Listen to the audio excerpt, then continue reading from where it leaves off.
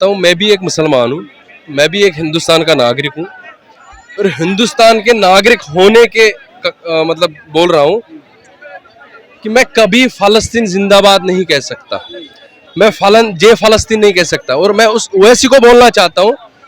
और आप एक एक लेवल पे बैठ के हुए एक कुर्सी पे बैठे हुए और लोगों को भड़का रहे हो और आप वो ओवैसी जो भारत माता की जय नहीं बोल पा रहा है, वो ओवैसी जो हिंदुस्तान जिंदाबाद नहीं कह रहा है और आज उसने कहा कि जय फ़लस्तीन, ये गलत बात है। एक इंसानियत के नाते मैं भी एक मुसलमान हूँ, अगर फ़लस्तीन के में बच्चे मर रहे हैं, कोई भी मर रहा है, एक इंसान के नाते अगर देखो हमारे मोदी जी ने भी राशन तो पहुंचाई ना वहाँ पे, लेकिन एक इंसानियत के नाते चाहे वो हिंदू था मुस्लिम था उससे वो मुझे मतलब नहीं है, लेकिन हिंदुस्तान के नागरिक होने के कारण मैं बोल रहा हूँ ओवैसी ने बहुत गलत किया है, गालियां बकना का मन कर रहा है। भारत की संसद में नहीं, इस तरह से आज शुरुआत में ऐसा नहीं करना चाहिए था। तो जाहिर सी बात है जो इतने सालों से मुसलमानों को भड़का रहा है तो कुछ भी कह सकता है।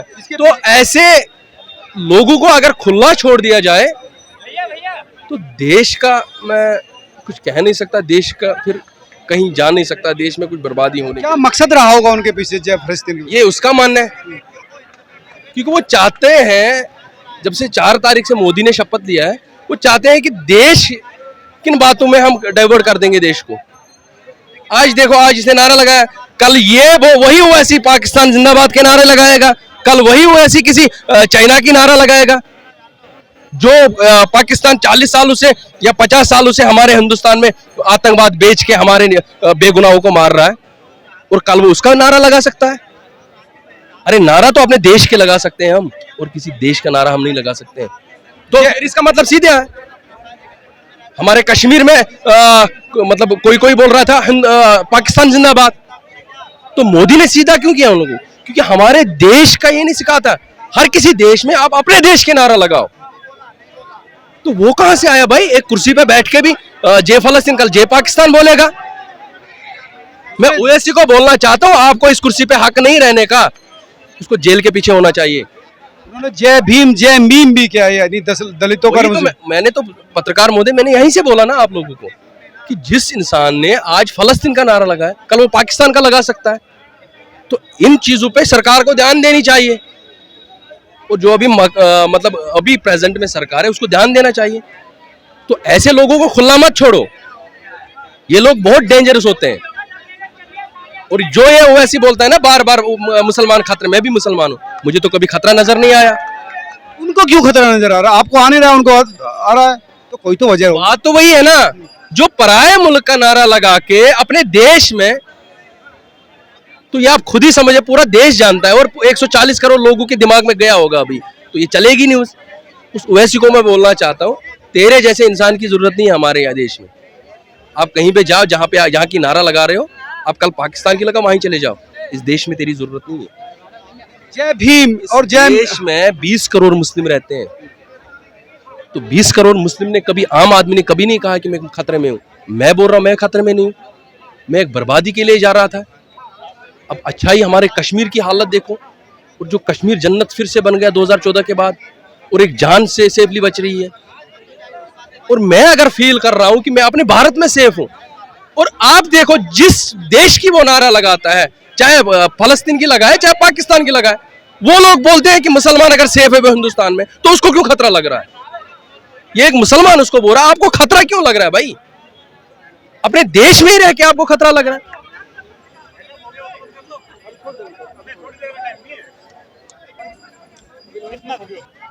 और क्या क्या कंटेंट? लेकिन वो तो मुसलमानों के लिए कह रहे कि मैं उनके हकों को दिलाने के लिए उनके लिए लड़ रहा हूँ।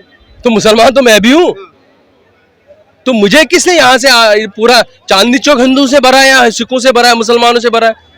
कौन, किसकी हिम्मत है मुझे थप्पड़ मारे? किसकी हिम्मत है मुझे बोलेगा कि तू देश का नहीं है, तू इस देश का नागरिक नहीं है? ये उसको लग रहा है ना, क्योंकि वो पराये मुल्क का सपोर्ट कर रहा है। जैसे हमारे फारूक अब्दुल्ला वहां के,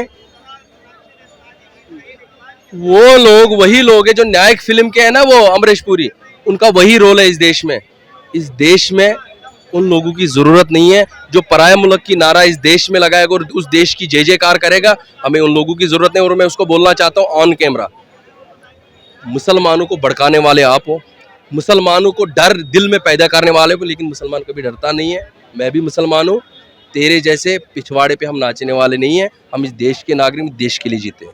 वो जय भीम यानी मुसलमान और दलित को मिला के कॉम्बिनेशन बनाना चाहते हैं, उनका मतलब कहना है। पत्रकार साहब, डिस्ट्रीब्यूट वही करने वाले लोग हैं, लोगों को डाइवर्ट करने वाले वही लोग हैं, लोगों को उकसाने वाले वही लोग हैं। ये तो जाहिर सी बात है, ये जो आपने अभी बोला ये तो बात ही नहीं है। कोई जो बंदा इस देश में दूसरे देश की नारा लगाएगा उसके लिए कोई वो नहीं है ना, वो तो कुछ भी बोल सकता है। वो कल ये भी बोलेगा पाकिस्तान के पास एटमी हथियार है तो मैं पाकिस्तान के साथ चला जाऊं, पाकिस्तान की नारा अपने देश में लगाएगा। अरे उस लोगों की जरूरत नहीं है, ये हिंदुस्तान है, यहाँ पे 140 करोड़ लोग रहते हैं। तेरे जैसे नाकाम इंसान की जरूरत नहीं है। तू कुर्सी संभाल के बैठेगा और हमें भड़काएगा, और हम जैसे मुसलमान आपके लिए विरोध के लिए खड़ा हो रहे हैं, और मैं मुसलमान आपके लिए विरोध के लिए खड़ा हो रहा हूँ। फलस्तीन में ये कह रहे हैं कि वहां पर अत्याचार हुआ है। एज इंसानियत बोल रहा हूँ, चाहे फलस्तीन हो कोई भी हो। हमारे मोदी जी ने यहाँ से भी राशन बेची है, एक इंसानियत के नाते, चाहे हिंदू है मुस्लिम है, इसका मतलब ये। लेकिन अपने देश में नारा लगाना किसी दूसरे देश का, ये आज फलस्तीन का लगा, कल पाकिस्तान का लगाएगा, परसों चाइना का लगाएगा। जो और दूसरी तीसरी चीज अगर वो लगाता भी, लेकिन मुझे आज तक बोलो, उसने आज तक भारत माता की जय बोली है? नहीं बोलेगा।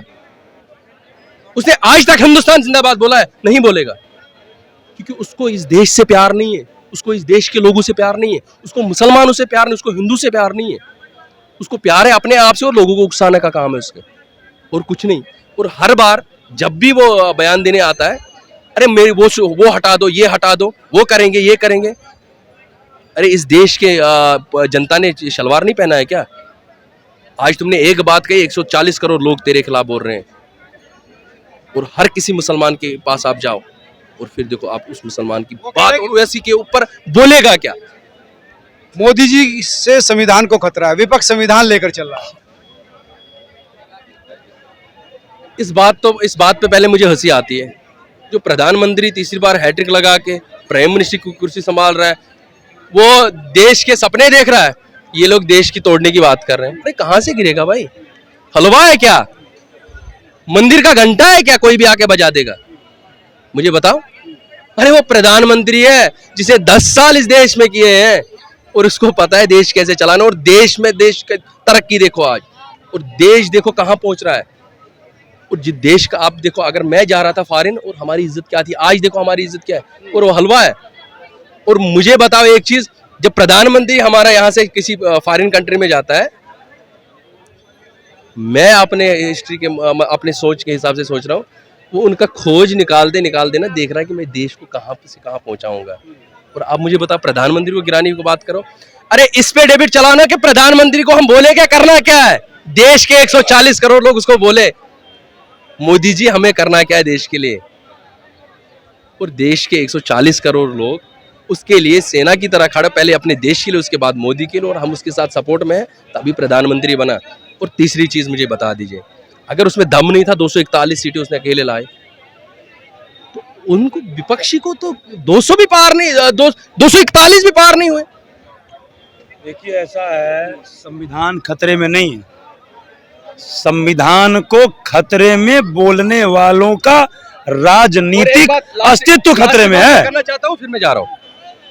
ये लोग इसीलिए बोल रहे हैं क्योंकि इन्होंने जो महिलाओं के लिए 1-1 लाख रुपया का वादा किया है, इनको पता है हमें चप्पल पड़ने हैं, हमें चप्पल से मारा जाएगा, तो इसीलिए बचाने की कोशिश में। अरे कल सरकार गिरी, कहां से गिरेगी भाई?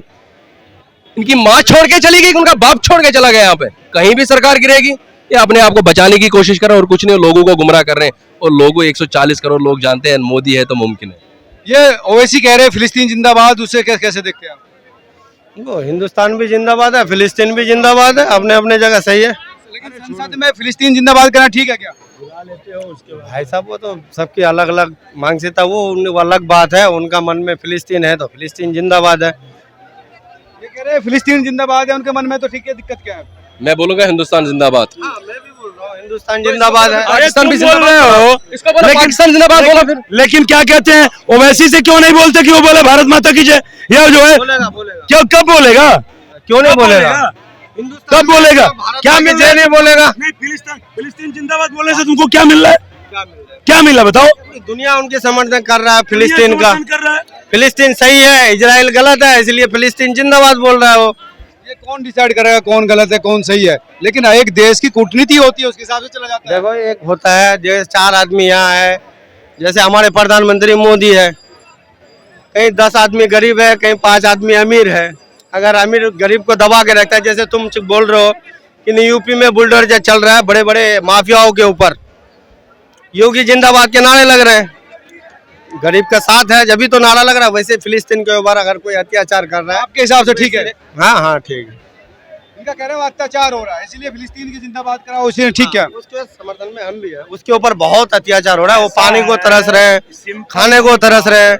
हाँ, इनको ना, इन मुसलमानों को, मैं सारे मुसलमान की बात नहीं बोल रहा हूँ, बहुत सारे ऐसे मुसलमान हैं जिनके अंदर आज भी इंसानियत जिंदाबाद है। सबके अंदर है, एक नहीं। लेकिन जो बात है, जहां पे कहीं कोई बात मुसलमान पे आ जाएगी वहां पे सारे गलत, और वहीं यदि किसी हिंदू को, किसी और धर्म के लोगों को, किसी और पंथ के लोगों को, अरे चुप रहोगे, पग पग पग बात करते हो, बोल रहे हो, कोई बोल के दांव की तरफ भौंक रहे हो, क्या चिल्लाऊं मत?